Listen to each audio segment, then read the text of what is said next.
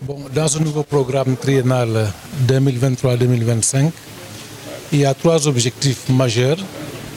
Le premier objectif, c'est tout ce qui touche la sécurité alimentaire.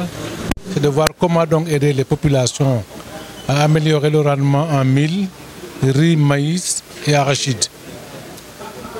Et dans ce premier objectif, nous avons donc prévu 20 hectares de maraîchage dans ce programme. Ensuite, la construction de bassins et 10 mini-forages. Dans le deuxième objectif, c'est tout ce qui touche l'environnement. Donc, on a donc prévu un programme de 100 000 plants par an. C'est donc au bout de 3 ans, 300 000 plants, espèces confondues, c'est-à-dire que des espèces locales, des espèces fruitières aussi. Et dans le troisième objectif, c'est tout ce qui touche l'allègement des travaux des femmes, c'est-à-dire de mettre en place des unités de transformation de fruits et légumes et aussi des plateformes multifonctionnelles pour tout ce qui touche les moulins, les broyeuses et les décortiqueuses. Maintenant, le volet élevage, donc, dans le volet élevage, il y a donc l'embouche bovine pour aider les jeunes à rester dans leur terroir.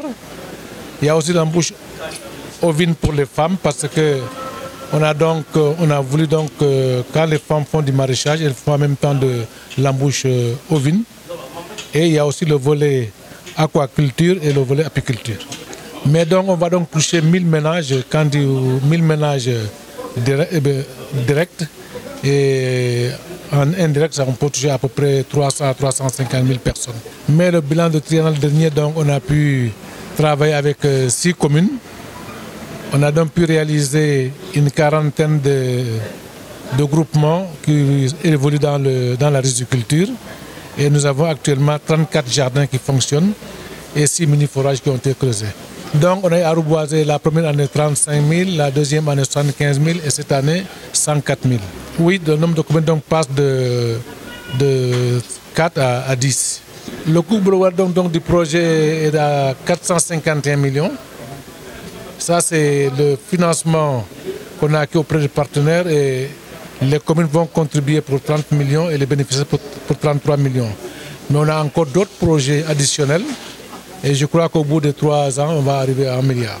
Le Fonds mondial de l'environnement, où il y a une cinquantaine de millions.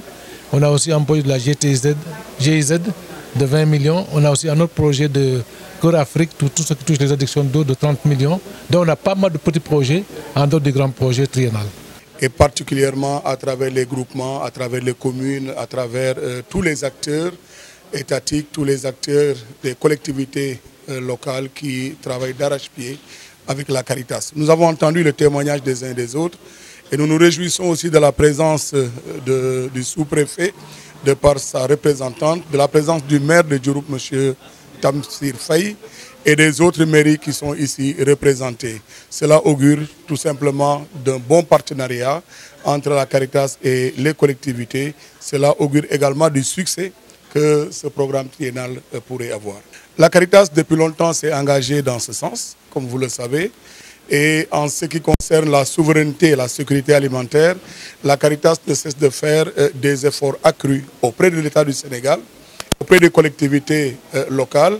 Et vous l'avez entendu tout à l'heure, en plus de tout ce qui est prévu par rapport à ce plan triennal, vous savez que la Caritas se déploie également pour pouvoir fournir en eau, pour pouvoir aider à la couverture sanitaire et également au soutien des internats qui existent encore, pour que tout simplement, tout cela puisse être une réalité de pouvoir aider les populations à mieux être épanouies dans leur devenir. C'est pour cela que, comme je le disais tout à l'heure, la Caritas est sur cette bonne lancée qu'elle a depuis bien des décennies maintenant et sur laquelle donc elle compte le partenariat et la collaboration de toutes les structures citées. Oui, vous avez entendu tout à l'heure que après les 5 communes qui étaient éligibles, il y en a encore 4 autres qui sont, 5 autres plutôt même d'ailleurs, qui sont donc augmentées. Et cela permet un maillage encore beaucoup plus important dans l'action de Caritas, parce que l'objectif que Caritas poursuit, c'est de pouvoir justement venir en aide à toutes les populations. Aujourd'hui, ce sont 10 communes qui sont prévu. Hier, c'était 5 communes. Demain, ce sera 20 communes et ainsi de suite jusqu'à ce que Caritas puisse arriver à son objectif primaire, c'est-à-dire éradiquer la pauvreté. Oui, c'est vrai que la Caritas, depuis très longtemps, travaille surtout dans le milieu agricole. Et la Caritas travaille avec les moyens dont elle dispose, particulièrement qui nous viennent pour la plupart de l'extérieur. La Caritas aurait aimé être soutenue davantage par l'État du Sénégal. Nous savons que l'État fait pas mal de choses, surtout quand on parle d'exonération.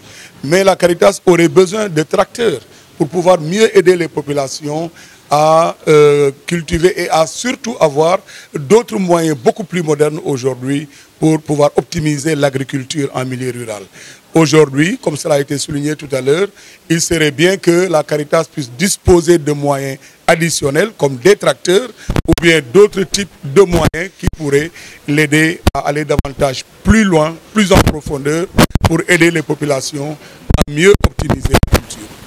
Je pense que c'est des programmes qui viennent à son heure parce que vous n'êtes pas sans savoir que nous sommes dans des localités où les gens vivent dans des conditions des fois extrêmement difficiles et que les gens manquent de tout. Donc, quand des programmes comme ça viennent en appui aux collectivités locales et aux populations, parce qu'il dit collectivité locale, dit maire, qui dit maire, dit population, nous ne pouvons que nous en réjouir et prier pour que les réussites du passé, en tout cas, guident les réussites qui vont venir. Je suis absolument certain que ces programmes seront une réussite et au service des populations. Nous avons déjà commencé à travailler avec la Caritas. Je l'ai dit quand j'ai pris la parole tout à l'heure. Les contributions ne seront pas des problèmes. Parce que si nous devons faire quelque chose qui nécessite par exemple 18 millions, si la Caritas nous demande de donner 5 millions pour faire le reste, mais vous voulez quoi? On court jusqu'à tomber même pour le faire. Donc je suis absolument certain que le problème de la contribution ne posera pas problème au niveau des mairies, parce que les mairies, ils ne demandent que ça. Les maires demandent qu'à être appuyés, qu'à être aidés, pour en tout cas permettre de prendre en charge correctement les problématiques auxquelles les populations sont confrontées. Et donc, cette initiative, ce projet de la Caritas, est dans la directe ligne de ce que nous aspirons. Donc vraiment les remercier, les féliciter vivement du soutien constant qu'ils apportent aux populations afin de les soulager dans les difficultés auxquelles ils sont confrontés.